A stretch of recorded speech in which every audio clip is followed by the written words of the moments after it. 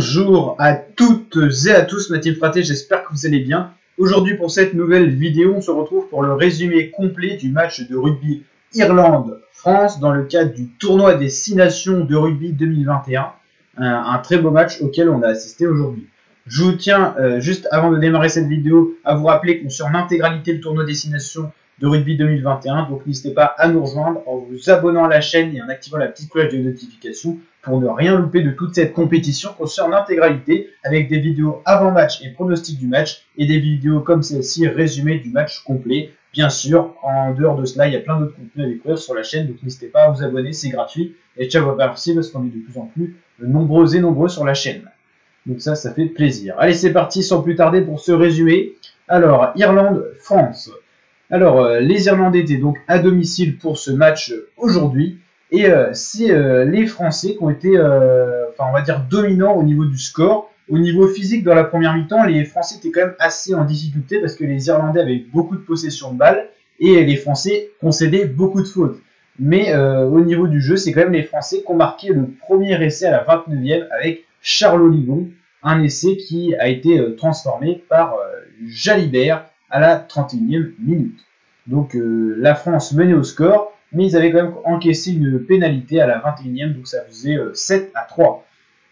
Ensuite, jusqu'à la mi-temps, ça a toujours été très serré, et à la mi-temps, les Bleus menaient donc 10-3, sans dire de bêtises, parce qu'on avait mis tout simplement une transformation à non, c'était une pénalité qu'on avait mis à la 10e ainsi qu'à la 39e. Donc voilà, on menait donc les Irlandais un peu contre le cours du jeu, sachant que les Irlandais étaient quand même un peu dominants, que ce soit au niveau possession, au niveau attaque, on était quand même en grande fragilité, on n'a pas beaucoup attaqué en première période, on a été plutôt réaliste, c'est ce qui nous a aidé aussi, mais on a beaucoup subi et donc beaucoup plaqué, mais c'est vrai qu'au niveau défensif, on a quand même été efficace, mais on a beaucoup subi.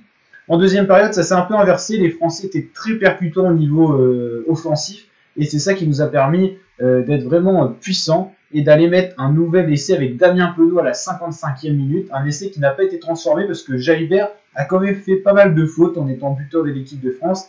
Ça a expliqué pourquoi le score est toujours resté serré. Ensuite, on a encaissé un essai à la 57e minute sur une erreur en touche. On a récupéré la balle en touche, sauf qu'un Irlandais l'a récupéré ensuite après qu'on l'ait récupéré pour aller marquer un essai. Et c'est là que les Irlandais ont collé au score avec un score très très serré.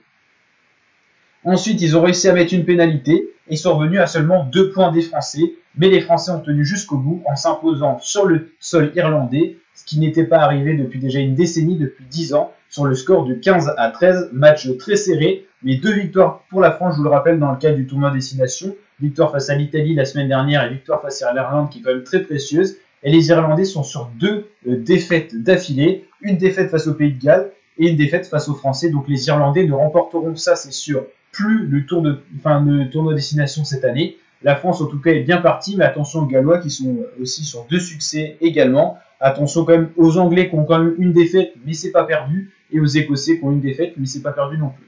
Mais c'est sûr que maintenant on sait que l'Italie et les Irlandais ne gagneront pas ce tournoi destination. Il reste encore 4 équipes qui peuvent la gagner, dont France et Pays de Galles qui se situent dans les meilleures conditions avec 2 succès dès les 2 premiers matchs.